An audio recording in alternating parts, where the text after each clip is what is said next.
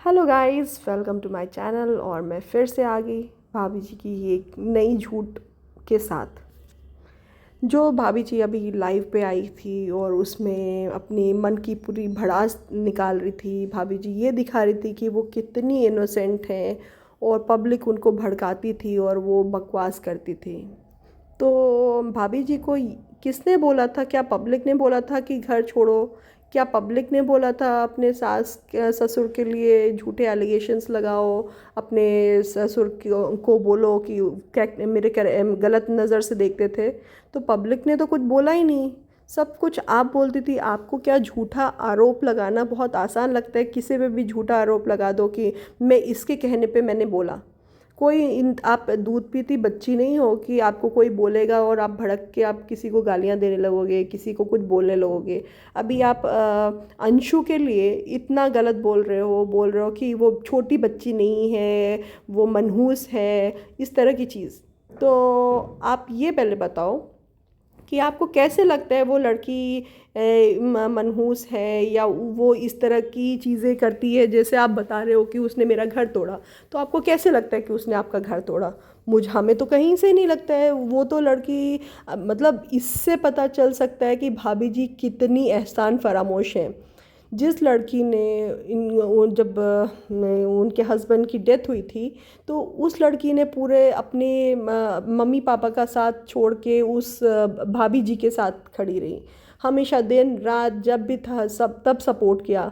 और आज भाभी जी अपनी प्रॉपर्टी के कारण उस लड़की को निकाल बाहर कर रही हैं कि कहीं ये लड़की मेरी प्रॉपर्टी ना ले ले, या कहीं अंकल आंटी का दिमाग चेंज ना हो जाए और उस लड़की को, अंशु को, प्रॉपर्टी ना दे दे। इसलिए वो इतनी सारी चीज़ें रच रही है कि लोगों को ये दिखे कि भाई अंकल आंटी ने अगर कभी सोच भी लिया तो अंकल आंटी को सब बुरा भला बोले।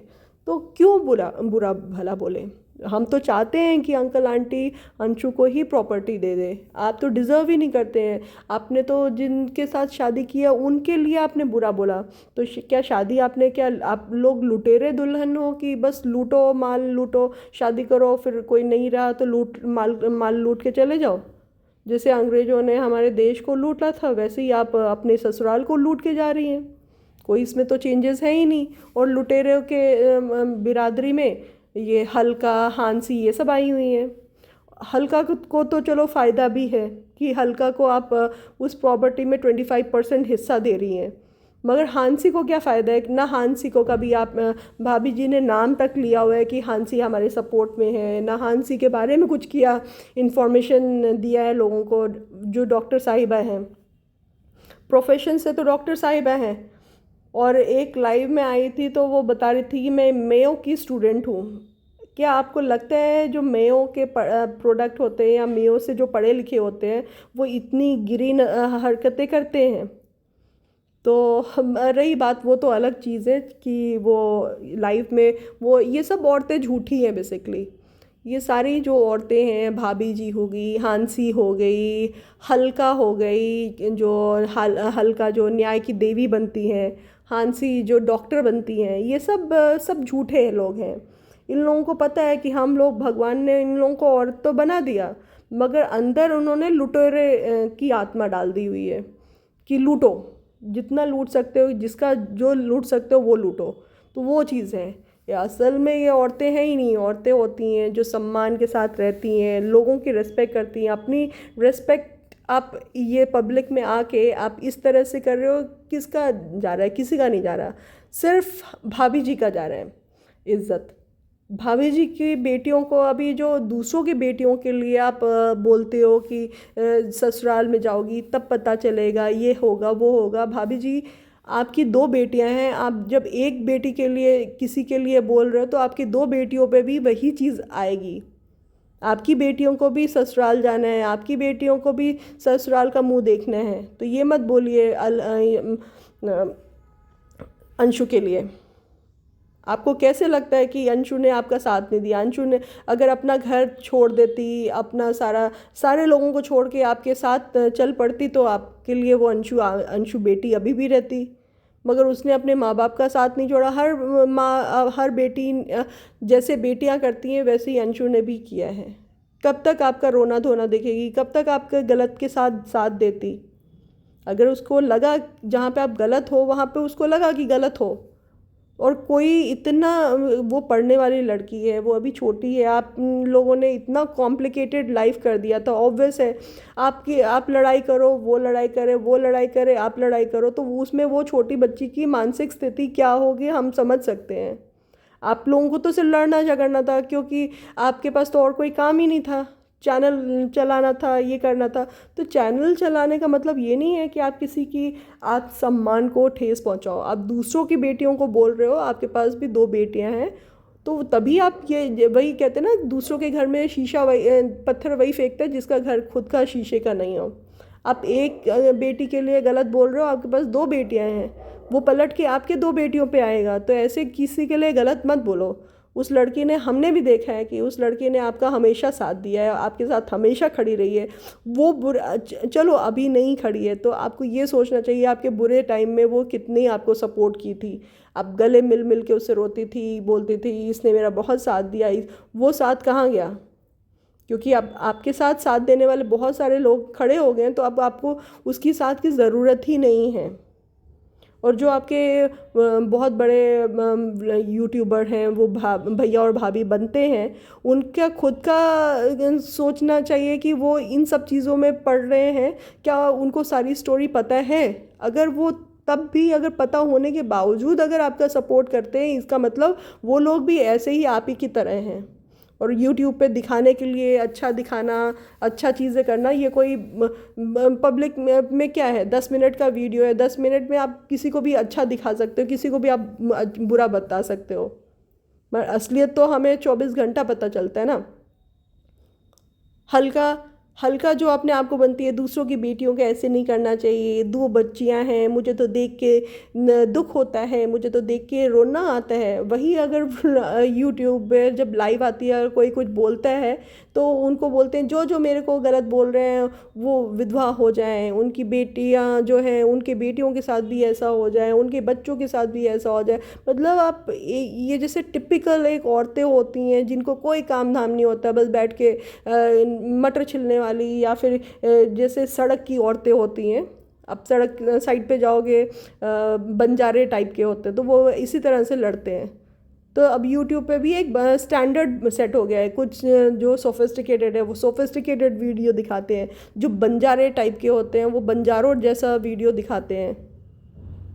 कोई लैंग्वेज पे कंट्रोल तो होना चाहिए। आप जिसके साथ आप कर रहे हो, जो अंकल आंटी हैं, वो एक सम्मानीय लोग हैं, उनके अब यूट्यूब पे ना आने का एक कारण है। आप उस कारण को समझ के उनके ऊपर वीडियो बनाना बंद करिए, गलत चीज़ें बोलना बंद करिए। जब अंशु आपके अपने वीडियो में आपका नाम नहीं ले रही है, जब आपने अति कर दिया हुआ है, जब आपने इतना परेशान कर दिया है, और आपके जो टीम मेंबर्स हैं, आप उनको बोलते हो कि उनके टीम मेंबर हैं वो आपको परेशान कर रहे हैं, उनका कोई टीम मेंबर नहीं है। हम नॉर्मल इंसान हैं, हमें पैसे नहीं मिलते हैं अंशु से, ना हमने कभी कांटेक्ट किया है अंशु के या अंकल आंटी से। हम खुद से इतने दिन से देख रहे हैं, हमने आपके दुख में दुख भी मनाया है, और दुख के बाद आपने जो ये चीज़ें कांड कर रहे हो उसमें हमें पता भी चल रहा है कि कौन गलत है कौन सही है।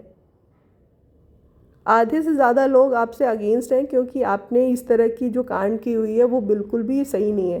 ठीक है, आपको निकलना था, आप निकल लो, उस घर से निकल जाओ, तो इस तरह की एलिगेशंस तो मत लगा के जाओ। ये जो बेली औरतें हैं, हांसी और हल्का, इन लोगों को क्या है, इन लोगों को तो आप लोग ये भाभी जी ने तो कंटेंट दे दिया हुआ है। तो अभी एक दो महीने उनको अगर इसी कंटेंट से उनको फ़ायदा हो, बोल दो भाभी जी ये हल्का को कि अपने घर का वीडियो बनाए और वीडियोस मिले। नहीं, कोई व्यू नहीं मिलेगा, क्योंकि पता है कि मेरे घर के व्यू को उसके पास कुछ है ही नहीं दिखाने को। कभी चावल खाते हुए खाना खाते हुए दिखाएगी, कभी निमोना खाते हुए दिखाएगी, हाँ हाँ हाँ बहुत टेस्टी है, बस उसके वो लोग बैठे हुए हैं उसका खाना खाने को देखने को, क्योंकि उसके पास कुछ है ही नहीं कंटेंट। कितना शक्ल बना बना के बताएगी वो, कोई एक लिमिट होता है ना इसकी शक्ल भी देखने का, तो वो सब तो है ही नहीं, इसीलिए वो इस तरह की चीज़ें कर रही है। कभी लॉयर बना दिया, कभी क्रिमिनल लॉयर बुला दिया, ये बना दिया वो बुला दिया, उसके बाद लोग देख रहे हैं उसको, कोई इंटरेस्टेड नहीं है देखने को। जैसे ही ये कंटेंट ख़त्म होता है कोई नहीं देखेगा, वो भी हल्का को भी पता है, हांसी को भी पता है, और भाभी जी को भी पता है। भाभी जी लगाती तो है अपना डेली व्लॉग, कोई नहीं देखता है। भाभी जी को बेसिकली एक लंबा हाथ मारना है प्रॉपर्टी में। अभी भाभी जी विला और फार्म हाउस के पीछे पड़ी हुई हैं, और कहीं ना कहीं उनको ये सब मिल जाता है तो ये देखिए पूरा ये जो रायता फैला हुआ है सब ख़त्म हो जाएगा। तो उनको बेसिकली प्रॉपर्टी चाहिए, उनको ना अपने पति का न्याय चाहिए, ना उनको कुछ जस्टिस चाहिए। लोगों की बदनामी करना चाह रही है। उनका मेन मकसद यही है कि अंशु की इतनी बदनामी हो जाए कि अंशु की शादी ना हो पाए, क्योंकि उसकी बातों से, भाभी जी की बातों से यही लगता है कि अभी तो बेटा तुमने कुछ नहीं देखा है, अभी देखना बाकी है। जब आप जाओगे पता चलेगा, तब पता चलेगा कि ससुराल क्या होता है। अभी तो आप बीच में हो। आपने तो मेरी ज़िंदगी बर्बाद दी। कैसे ज़िंदगी बर्बाद कर दी? आपका साथ ना देखे, आपके झूठ में झूठ ना बोल के उसने आपकी ज़िंदगी बर्बाद की।